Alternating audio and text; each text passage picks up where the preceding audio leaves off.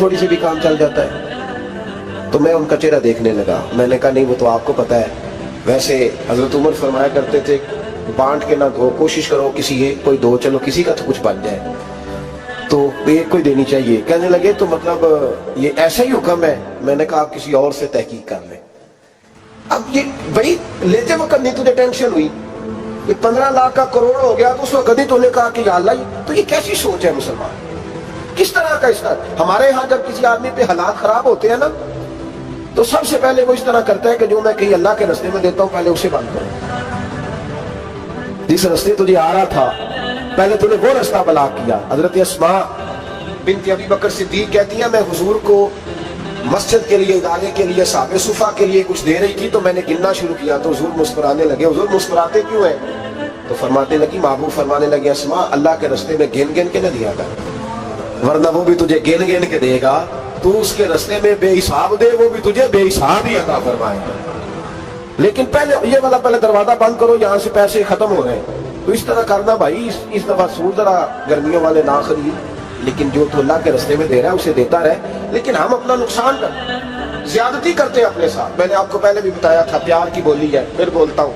एक बड़े बड़े प्यार वाले दोस्त हैं, एक दफा मुझे कहने लगे कि आप कई दफा ऐलान करते हैं तो मुझे अच्छा नहीं लगता, और आप इदारा भी बहुत ज्यादा बनने वाला है, बड़ी चीजें मैं देखता हूँ जो हो तो बड़ा निजाम अच्छा हो जाए, आप दुआ करें अल्लाह मुझे पैसे दे तो मैं बड़े सारे खर्च कर दूंगा उसके रास्ते।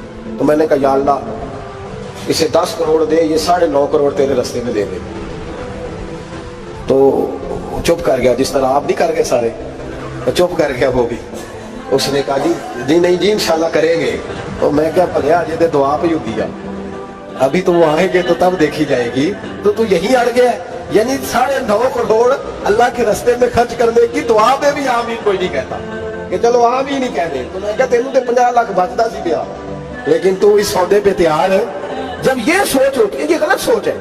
ये बात तो अगर तू मुस्कुराने वाली, लेकिन ये सोच सही नहीं।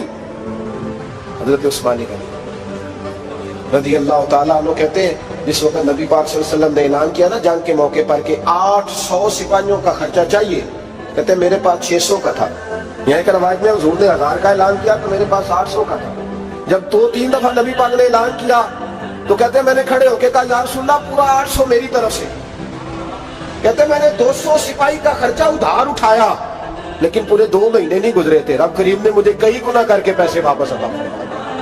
पर बात तो ये है कि तेरी वहां लौ लगी हो, तू तजारत करता है उन लोगों के साथ जो क्या दे सकते। तो सालबा के पास हुजूर ने पैगाम भेजा। पहले तो कहा तेरे लिए बेहतर नहीं माल, जब इसरार किया तो बड़ी बरकत हो गई, बड़ा आया तो फिर मैं ज़कात दे, 2.5 ज़कात है। जब सोचा कि 5 ऊँटों पे एक बकरी जाएगी और बड़ा सारा मुझे देना पड़ेगा, अब जब गौर किया तो ये तो ना कहा कि मैं नहीं देता।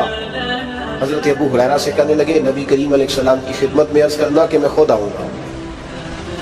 हजरत अबू हुरैरा ने आके अर्ज की या रसूल अल्लाह सल्लल्लाहु ताला अलैहि वसल्लम, हुजूर वो कहते थे मैं खुद आऊंगा। तो कहते हैं महबूब ने ठंडी सांस ली, फरमाया उसे कहा था कि तेरे लिए माल बेहतर नहीं, अब हलाक हो गया है, हाय अफसोस हलाक होगा। उनको भी थोड़ी देर के बाद एहसास हुआ कि ये मैंने क्या किया। नबी पाक कोई कह दिया नहीं है, हुजूर को कह दिया बाद में आऊंगा। अब दौड़े आए, अर्ज की हुजूर मैं सारा कुछ लेके आया हूं, कबूल कर ले। महबूब ने फरमाया गोया बिलाल हबशी की खुश्क खजूर भी कबूल है, और सुहैब रूमी एक अट्टी बांध की लाए तो वो भी कबूल है, और अम्मार बिन यासर और मुसअब बिन उमैर अगर 2 दिनार दे जाए और कोई पुराना जोड़ा किसी सिपाही के लिए छोड़ जाए तो वो भी कबूल है, लेकिन तू अपना लाखों लेके चला जा, तेरा कोई नहीं कबूल, माफ कर दे। फरमाया जा माफ किया, पर पैसे लेके ना आना। अगले साल फिर आए, बंधे हुए हाथ हैं, महबूबा मैं दौलत का क्या करूंगा, आग लगानी है, कबूल कर ले। पर मैं तू ले जा, तेरा नहीं कबूल, गिरा जोन की निगाह से वो संभल नहीं सकता। हुजूर ने विसाले जाहिरी किया तो जनाब सिद्दीक अकबर के पास आए, लाखों का माल, अबू बकर कबूल कर लो। तो जनाब सिद्दीक अकबर कहने लगे उसका कर लो जिसका नबी ने नहीं किया, चल जा, कोई नहीं चाहिए। हजरत उमर के जमाने में कहत पड़ गया, बारिशें नहीं होती, गल्ला नहीं मिलता, हालात खराब है, माली तौर पे बुहरान आ गया, गुर्बतें, मजबूरियां, तकलीफें, आके रोए, उमर मेरा कबूल कर लो, मुझे माफी तो मिल गई थी ना।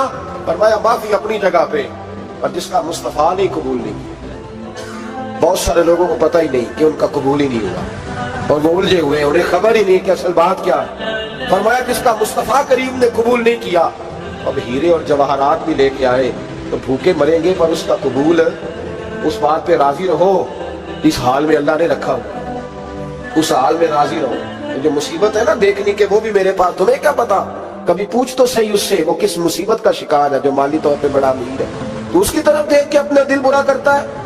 बस जिस हाल में रब ने रखा है उस हाल में रह। हज़रत उस्मान गनी के जमाने में तो वो विसाल कर गए, लेकिन भाई तू जिस हाल में तेरा रब तुझे रखता है उस हाल में रह, तेरी माली परेशानियां खत्म हो जाएंगी। मैंने पहले भी शायद आपको एक दफा कहा था, मैं तालीम से फारिग हुआ तो मेरे एक उस्ताद और मेरे कुछ दोस्त कहने लगे अफ्रीका आ जाए आप, भाई बहुत बड़ा इदारा है, उसको चलाए, उसको संभाले। तो मेरी वालदा से मैंने कहा, उस तबीयत होती है ना इंसान की, मेरा भी दिल लग गया। मेरी अम्मा पढ़ी नहीं थी लेकिन अल्लाह ने दादाई बड़ी अता फरमाई थी, हिकमत बड़ी थी, सियानी बड़ी थी।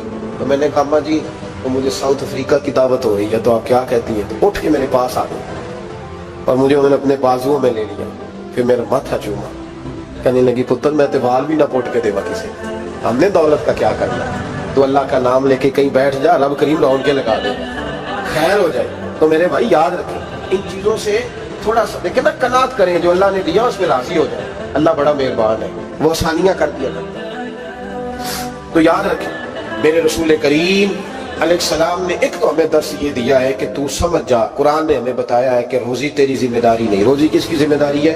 अल्लाह की। और दूसरी बात ये कि जो अल्लाह ने तुम्हें दिया है उसमें तो राजी हो जा, तेरी माली परेशानियां खत्म हो जाए। और फिर हुजूर सल्लल्लाहु अलैहि वसल्लम ने फरमाया मजहबी तौर पर जब देखो तो आगे देखो और दुनियावी तौर पर जब देखो तो पीछे देखो, परेशानी खत्म होगी। मजहबी तौर पर जब देखो, जो 5 नमाजें पढ़ता है वो तहज्जुद पढ़ने वाले को देखे, और जो तहज्जुद पढ़ता है वो इशराक चाश्त पढ़ने वाले को देखे, और जो बंदा इशराक और चाश्त पढ़ता है फिर उसको देखे जो सारा दिन मुस्तफा पे दरूद पढ़ता है।